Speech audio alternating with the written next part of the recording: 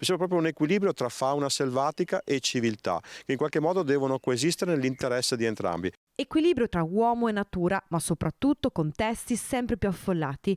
In altopiano quella dei lupi è ormai un'emergenza, non si fermano infatti le predazioni alle staglie e agli animali da pascolo e ora probabilmente il territorio altopianese dovrà fare i conti ancora una volta con un altro ospite, l'orso. Di pochi giorni fa infatti una foto che immortalerebbe un esemplare a girarsi nei boschi del Barental nel comune di Luisiana Conco.